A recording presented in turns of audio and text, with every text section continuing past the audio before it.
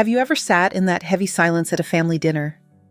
Here on Human Stories, we retell those moments, honest, everyday, sometimes controversial. Every story is a mirror. Subscribe, join the conversation, and maybe find a little healing. The goose stood in the doorway like a bouncer who'd seen everything. General Sherman, thick-necked, orange-billed, suspicious of California plates, watched me set a mug on the porch rail and grind beans the way Earl taught me, slow, steady, no fuss. The high desert hadn't made a sound yet. No trucks on County 12, no cicadas, only the faint hiss of wind threading sagebrush and the drip from last night's acequia turn easing off. I propped my boot on the step and let the first sip burn away the sleep. Out past the cottonwoods, the mesa lifted in a purple shoulder. You can live a whole life in that shoulder if you let yourself. My phone vibrated against the chipped enamel table. FaceTime. Tyler's face filled the screen in that too-close angle city people use when they forget the world isn't a mirror. "Morning, Mom. You got a second?" He had the voice he uses on clients right before he hands them a pen. Behind him, a white wall and a monstera leaf. The universal background of someone about to sell you something that isn't air but might as well be. "Always have a second," I said, using my sleeve to shoo Sherman away from the coffee.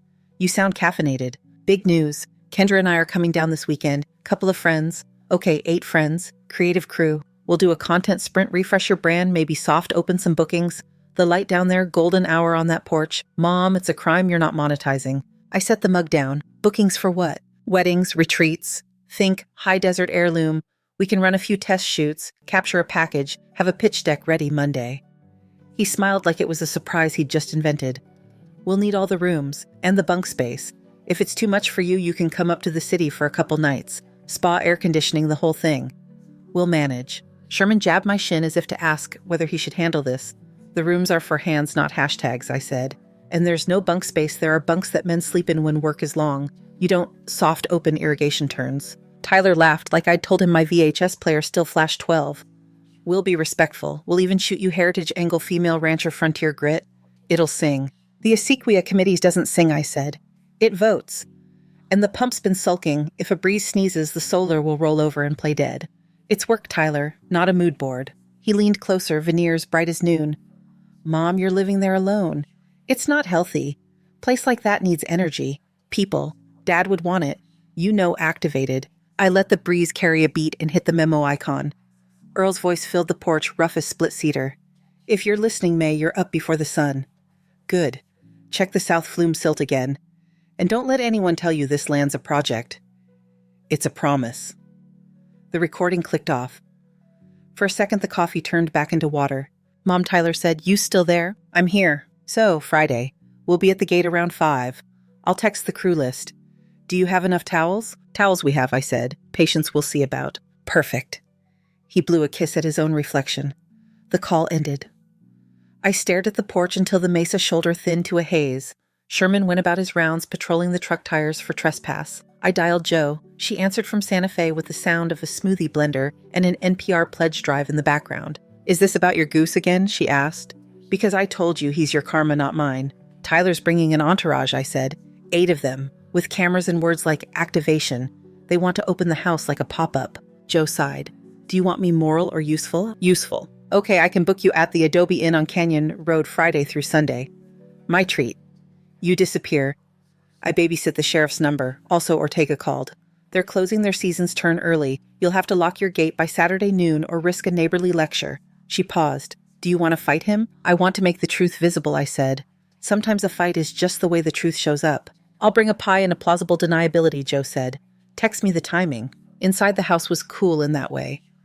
Old plaster is softer than air. Earl's hat hung where it always had brim, whitened with salt. I moved through the rooms without turning on lights. If you know a place, it meets you halfway. I checked the breaker labels with a pen light and thumbed the inverter app battery. 83% forecast clear until nightfall. I slid the dartboard-sized wrench by the door for the Acequia gate. I taped a laminated list above the sink, AM chores, feed check, water walk fence, to South Arroyo, fix what you find. Not a plan, a rhythm. I swapped the soft linens for the rough ones, the kind that actually dry you. I stacked enamel plates where people would look for chargers and found the first aid kit Kendra had relabeled Wellness the last time she visited and put it back to its name. In the mudroom, I set 3 pairs of spare work gloves on the bench. The sizes weren't a message, the bench was. You sit, you lace, you go outside. Sherman shadowed me room to room, muttering as if to narrate. "You're a tyrant," I said. He hissed, which is goose for yes. On the kitchen shelf, the cheap Mr. Coffee stared at me like an old dog that still wanted to run. I lifted it, slid an index card beneath the base, and set it back down. The card read, "Welcome to real work. Start here." I pressed my palm to the card until the heat from my hand bled into the plastic. Outside, the sun stepped over the rim of the mesa and laid a copper stripe across the upper pasture. The alpacas, Rosie and Spitfire, drifted like woolly punctuation through the pinions. Dusty and Clementine, the donkeys, brayed, once offended by nothing in particular. I shouldered a coil of fence wire and walked the south line. Someone had pushed through where the arroyo braided out, probably a mule deer, maybe a bored neighbor's healer. I bent fixed, stood, listened. If you quiet down enough, the land tells you where it hurts. At the flume, a palm's worth of silt had built a lip under the gate. I cleared it with the hoe Earl welded from a plow tooth when money was thin and time was generous. When the water shivered forward, it made a sound like breathing at last. I stood with the hoe on my shoulder and watched the shimmer thread its way under cottonwoods that knew both flood and fire. More than once the wind had come through here hard enough to polish bone. On the way back, the county volunteer truck rolled slow along the fence. Officer Ray tipped his hat. "Afternoon, May," he said. "You expecting company?" "8 of them. City bright and out of sunscreen," I said. He chewed that. "You want me to swing by in the evenings?" "Only if you're hungry. Joe's bringing a pie." "Then I'm obligated." He nodded at the sky. "Monsoon's late. Don't let that make you lazy." "Not in my nature," I said. In the barn, the air was sweet with hay and old leather. The milk crate Earl used as a step still had his boot cut into the plastic. I set out 2 more muck forks than I needed and filled the 5-gallon jugs at the spigot, tightening the lids by feel. The pump coughed, cleared its throat, and settled into a steady hum. "Don't show off on my account," I told it. "Machines are like men. If you flatter them, they lie." Back at the house, I wiped the kitchen table with vinegar and left the window cracked for breeze. The pen beside the phone had gone dry. I tossed it and put a carpenter pencil there instead. You can use a carpenter pencil with gloves on. I looked around the room the way you look at someone you love when they're asleep, cataloging the small things you know you'll miss someday because you already miss them now. The mug ring on the mantel, the nick in the door frame at 6 feet where Tyler smacked his head the week he grew all at once. The ghost of Earl's laugh in the place the plaster never quite took paint. Sherman honked at the driveway as if a memory had pulled in uninvited. I stepped onto the porch and let the sun hit my face square. "All right," I told the goose, which is to say, I told the house and the pasture and the line of cottonwoods that have watched me get old. "We'll do this plainly." The wind freshened enough to lift the hair at my neck. I put away the mug, latched the screen, and wrote Joe's name on the chalk slate by the door under the word Friday. Then I added 2 words Earl would have grinned at come hungry. The first SUV missed the cattle guard and braked hard dust, shouldering up and drifting through the cottonwoods like a bad idea. The second SUV tried to ease around the first and lodged a rim against sage. A third, a rental with paper plates, rolled in slow windows up air conditioning, fighting a war it could never win. General Sherman lowered his neck and marched straight for the convoy, hissing the way only a creature with nothing left to prove can hiss. Tyler climbed out in a t-shirt crisp enough to cut bread. He opened his arms and I saw the boy he'd been the one who used to run this same stretch with lizard tails in his pockets. Then Kendra clicked out behind him in boots the color of new money and sunglasses that made the desert look like an accessory. Her crew unfolded from the car's camera kids, a sound guy with furry windshields, a woman hugging a box labeled props, someone already lifting a drone like a sacrament. Mom, Tyler called, "You look great. This place, my God, the texture." He waved an arm at Sky and Dirt as if he'd ordered both. "The texture bites," I said. "Ask him." I nodded at Sherman as he pecked a neat warning into the white of a high-top sneaker. The shoe jumped. Its owner yelped. The sound guy recorded it. We did the polite things, water shade, where to set bags. I told them bedrooms were down the hall, bunks beyond, and the mudroom wasn't a suggestion. Kendra tried to hug me air first. I gave her shoulder bone under denim. She laughed like she'd just nailed an audition. "This is going to be iconic," she said to the props box. In the kitchen, her hand went straight for the Mr. Coffee. She lifted it and found the card I'd slid beneath. "Read it." Smiled. "Cute," she said. "We'll do a reel." "Or you can make coffee," I said. "Grinds in the blue can, filters in the drawer that sticks." She glanced up at the copper pans like they might be a trick. "Right," she said, and peeled open a packet of something that promised salted caramel notes. Tyler was already filming her hands. I reached past and turned the kettle on the stove because a man can drown in notes. Outside, a donkey brayed as if greeting old enemies. Dusty and Clementine had found the porch shade ears forward, ready to cast judgment. Up on the low tool shed, Clementine's kids were doing what goats do, testing gravity and roof screws. "We can get them down," Kendra said, eyes bright. "But first cottagecore." "They're not cottage," I said. "They're demolition with hooves." The first drone lifted. The alpacas noticed. Rosie considered the whirring saucer and decided it was beneath her. Spitfire decided it wasn't. He trotted a neat loop squared up to the lens and delivered his opinion the way his name suggests. The camera kid cussed. Kendra squealed and hid behind Tyler. I handed over a rag. Occupational hazard, I said. Tyler laughed easy, trying to keep the mood buoyant. Adds character, he told the kid. We can cut around it. You can't cut the desert, I said. It leaves its mark. They toured the rooms with rolling commentary. Great light. Vibes. We can hang pampas grass from that beam. You cannot, I said, because that beam kept the roof where roofs belong. Someone tried the tap and frowned. The water ran honest cold, a trace of iron the taste. Earl always called useful. The crew wanted spa water. The desert offered drinkable. Late afternoon heat rose off the yard in waves. Kendra found the clawfoot tub Earl had dragged home from a yard sale when we were still arguing with the dead. This, she said, pointing, is the shot. She arranged dried flowers, a linen throw, a hat no one had earned. She twisted the spigot. The first gush sang, then thinned to a sulk. The acequia had eased off for the day like it always does when gravity outvotes vanity. It's broken, she said. It's resting, I said. You want water now, you haul it. Blue jugs in the barn. Tyler put a hand on her back. We can stage with empty, he said to his credit. He looked at me. Can we maybe bump the system? Just for the weekend generator, a little boost. Fuel's in the shed, I said. What's left of it? The sound guy found the generator and coaxed it into a purr. The ring lights bloomed. The house shifted in the sudden hum, not happier, just brighter than necessary. They threw fabric over banisters and taped a muslin backdrop to an adobe wall that had outlived 3 storms and a mortgage. The purr hiccuped. The lights blinked. The generator coughed once, twice, and settled into silence that wasn't empty at all. Did it die? Kendra asked. It told you the truth, I said. Supper wasn't a conference. They'd counted on charcuterie and found beans. I slid a Dutch oven onto the table and cut a skillet of blue cornbread that held together like it had a job. A props kid took a picture anyway. It reads rustic, she said. It reads supper, I said, and ladled them bowls before hunger made them brave and foolish. Tyler ate first, fast speaking around it. God, this slaps, he managed, then tried again. It's good. Really good. That's the chili, I said. It's honest. It makes liars sweat. Headlights ghosted across the far fence. The Ortega truck rolled in slow, 2 men up front, women in the back with pies covered in dishcloths. Tomas swung down and hooked a thumb towards the ditch. You locking your gate tomorrow, May? We're closing the upper turn at noon. South Flume's clear, I said. Gate's yours when you need it. He caught the scene at a glance. Ring lights drone on a towel, my guess, in shoes that hadn't met consequence yet. You're throwing a party, he asked polite, even when language doesn't have a word for what it's seeing. Company, I said. You need anything? Couple of syringes and that tube of mastitis cure, if you've got it, he said. Sophie's old cow is starting in 1/4.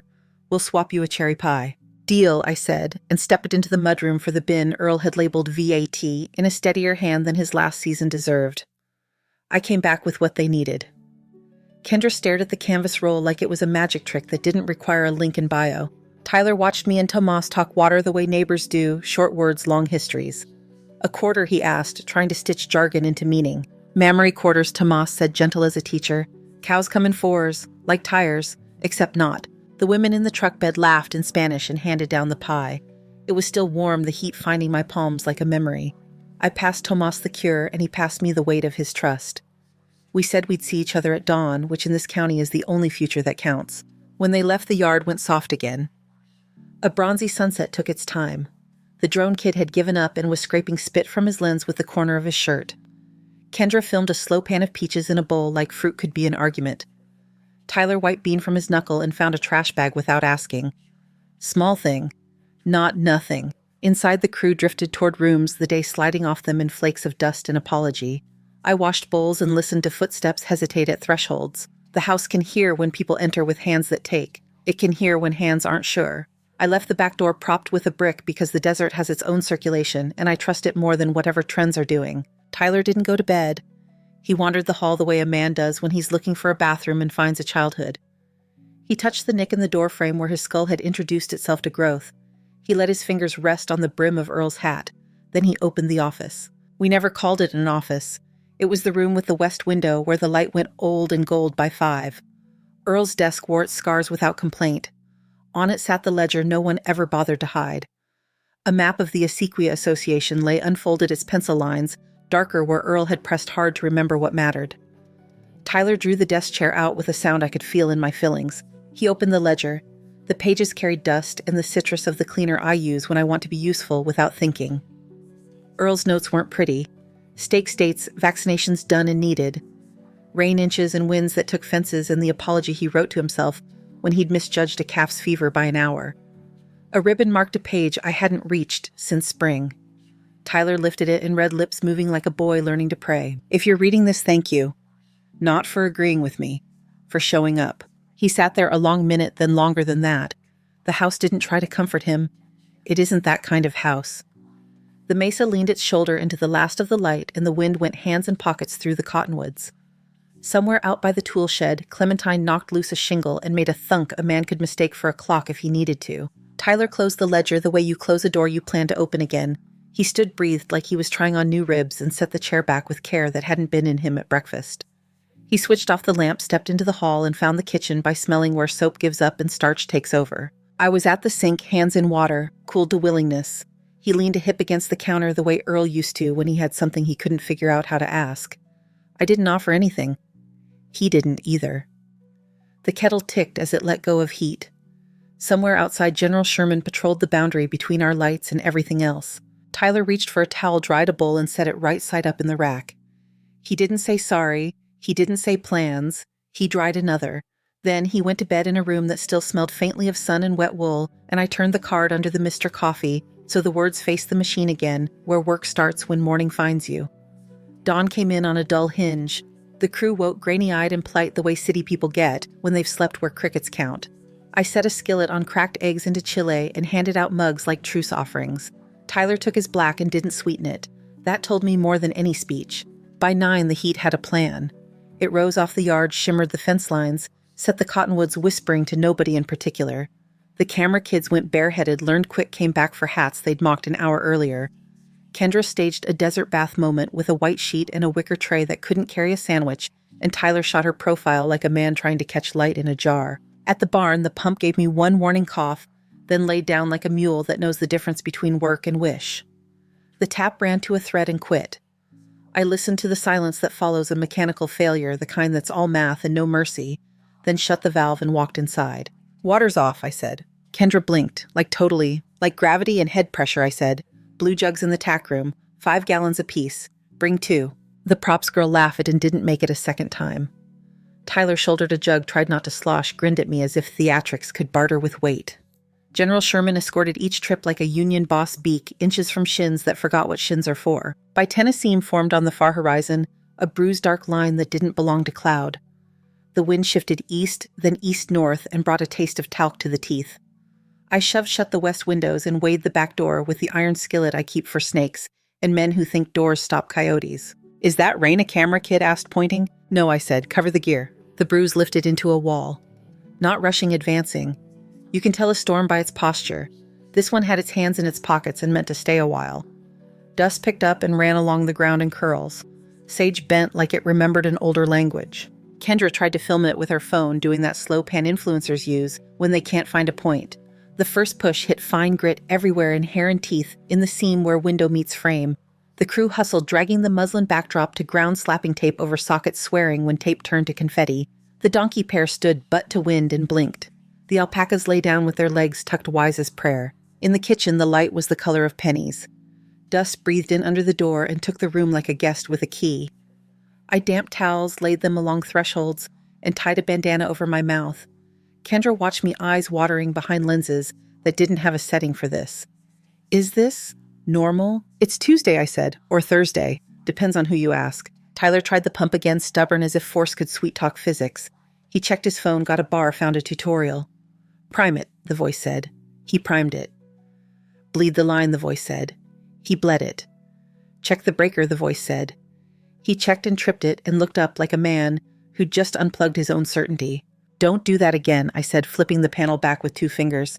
You'll arc the motor and make me teach you new curse words. He swallowed and nodded. He didn't argue. That was new. Somewhere between the first and second gust, I heard a calf call, thin and sharp. Peaches, I said, and was out the door before anyone could ask who Peaches was, which is the right amount of asking during a storm. She'd wedged herself in the corner of the goat pen head, through a gap she had no business testing, eyes rolled halfway back toward panic. Dust kicked at my boots. The fence rattled its indignation. I went to my knees, slid fingers between warm hair and wire, talked to her the way you talk to a skittish child.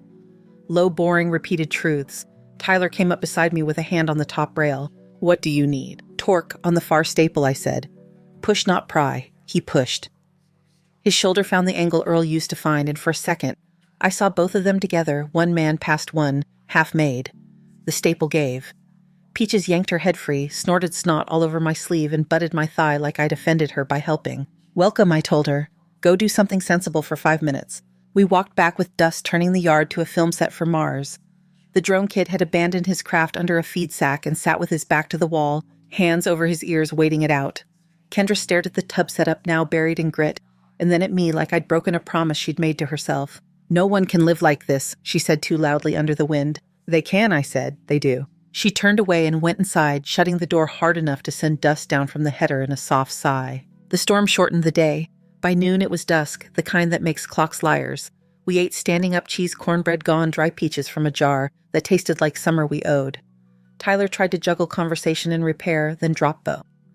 He stood at the window and watched the cottonwoods bend the way a boy watches a father work after being told to sit.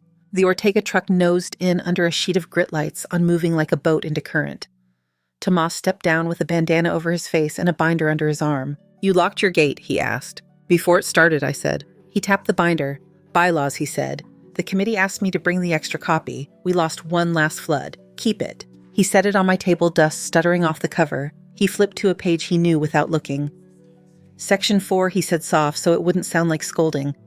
Water's a right tied to labor, not a thing to sell or stage. Kendra hovered near the doorway, hair wrapped in a scarf, fingers white on her phone. Tyler looked from Tomas to the page and nodded too fast. Of course, he said. We respect that. Tomas looked at him for a long, polite beat, then clicked the binder shut and slid it towards me.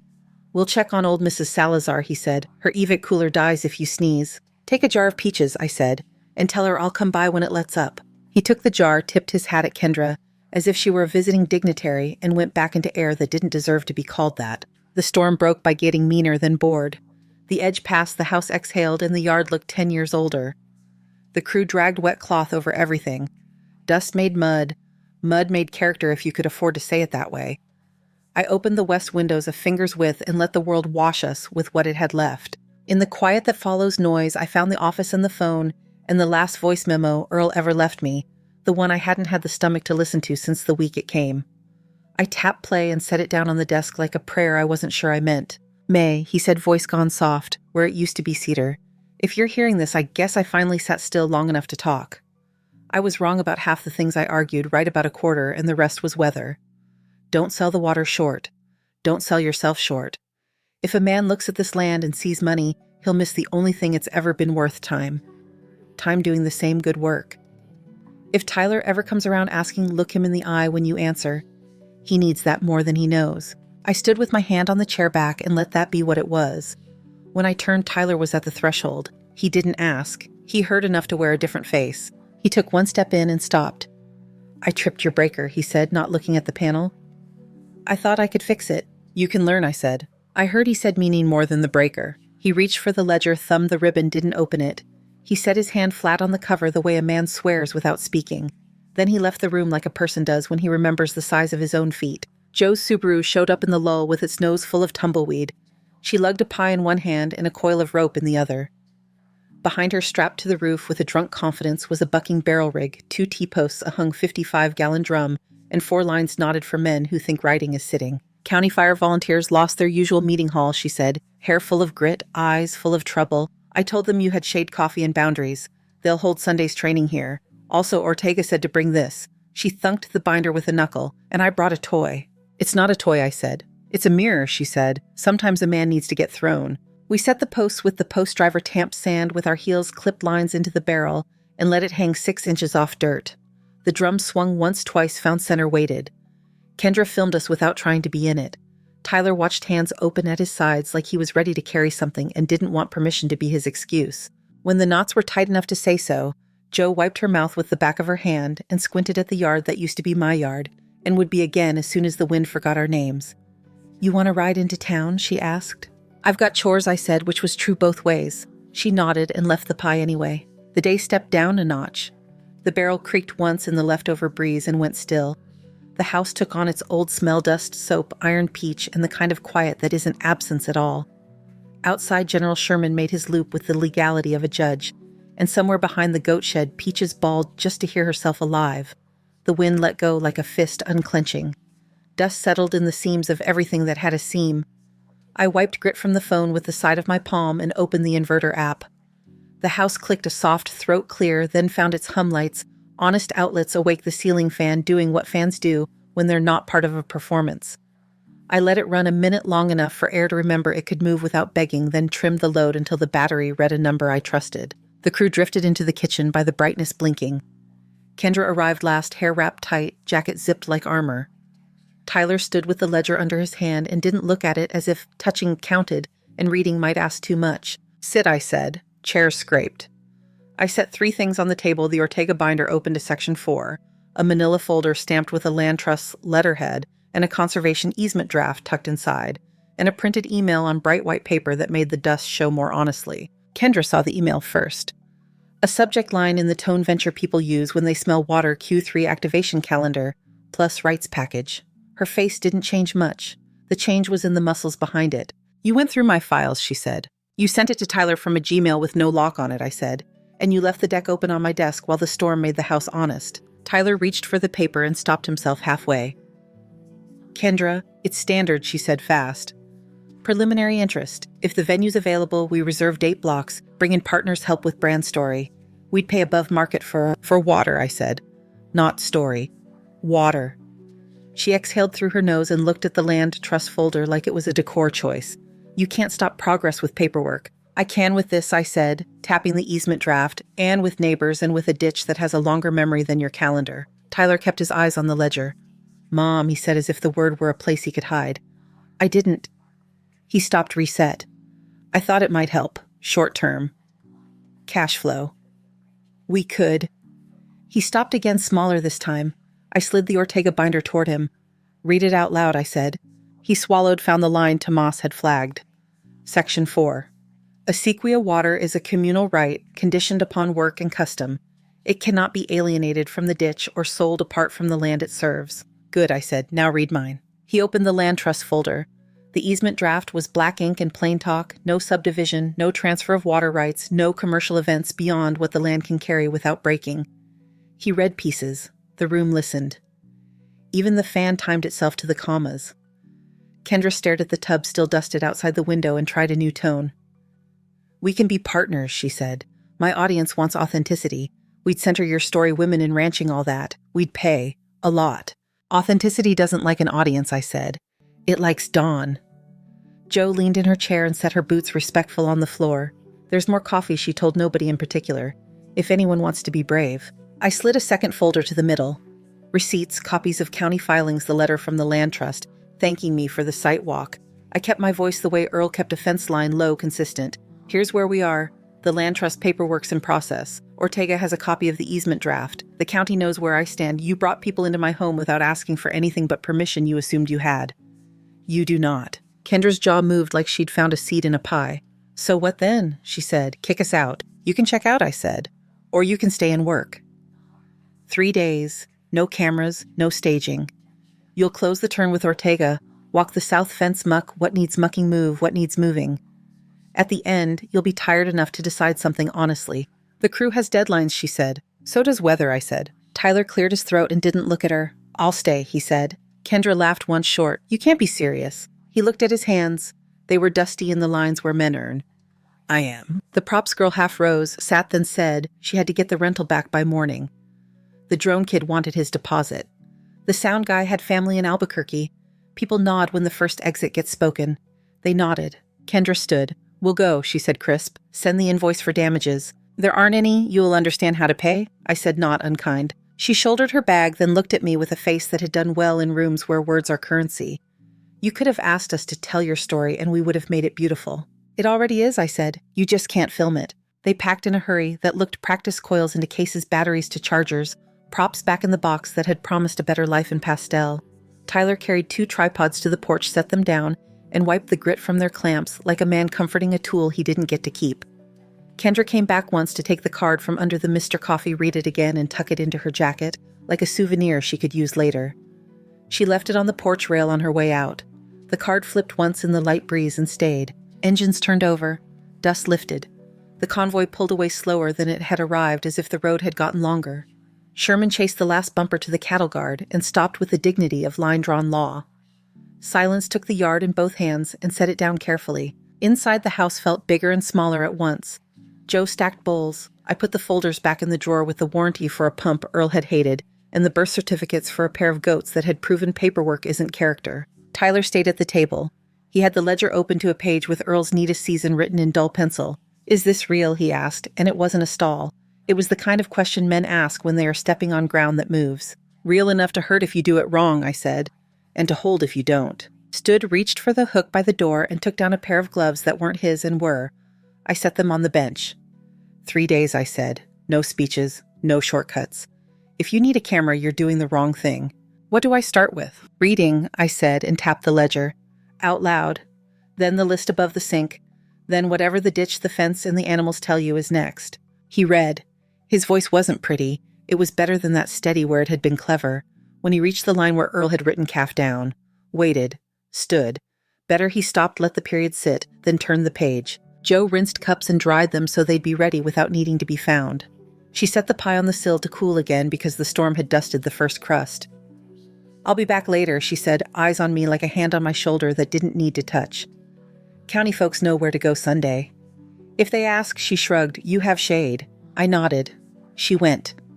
The screen door made its old spring sound, the one Earl never got around to fixing, because some noises are how you know where you are. I pointed at the mudroom bench.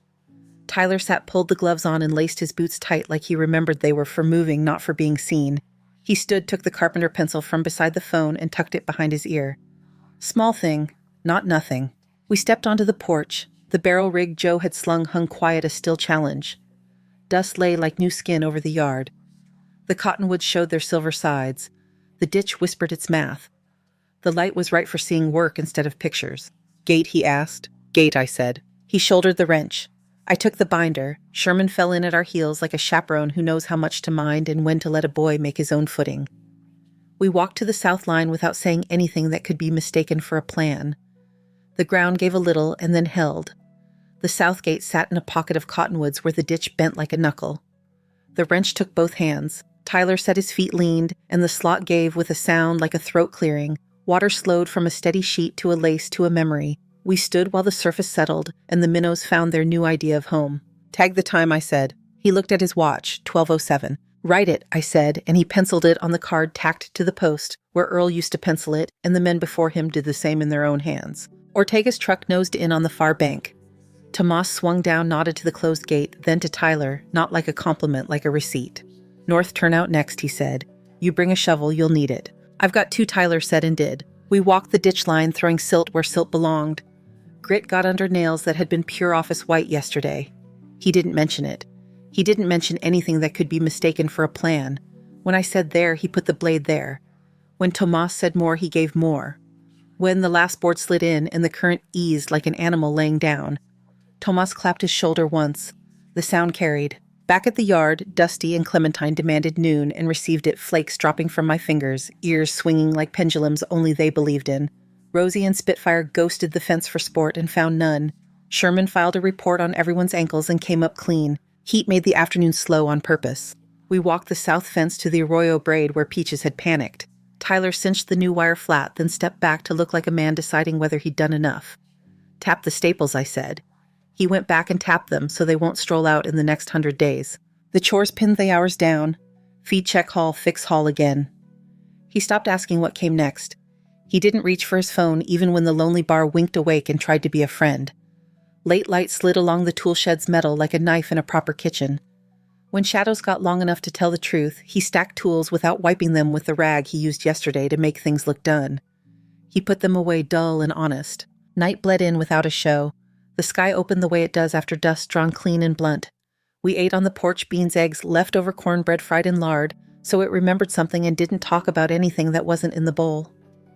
The choke of the pump came from the barn, and then came again, a pattern a person pretends not to hear until a reason arrives. It arrived like a thin cry. Peaches again this time, not stuck, just hot and slow-eyed. Tyler found her before I asked, hand on her neck, then on the soft at the chest where you feel a beat. She's warmer than the others, he said. Call Ortega, I said, and he did. Sophie answered and said the good words, we're coming, and the sensible ones. Walk her till we get there. We walked her. Slow, steady turned the anxiety into distance. The yard shrank to the circle of a lantern, breath steamed. My shoulder complained like a pipe. Tyler took the lead when my hand slipped and didn't pretend it wasn't heavy. Ortega's taillights found the gate, then us. Sophie's palm was cool and sure on Peach's ribs. She nodded. Fine, she said. Keep her moving. A little water. Water. Vet checks tomorrow. We kept her moving long enough to forget the clock. When we let her stand, she stood. When we left, she blinked at us like we'd bored her on purpose. Back at the house, Tyler leaned on the sink and let the mop water go gray. Dawn made the ranch look like it forgave us for sleeping. Ortega's people rolled in with folding chairs, ranger green shirts, and a stack of handouts with the county seal. The meeting had lost its hall. Joe had loaned them my shade.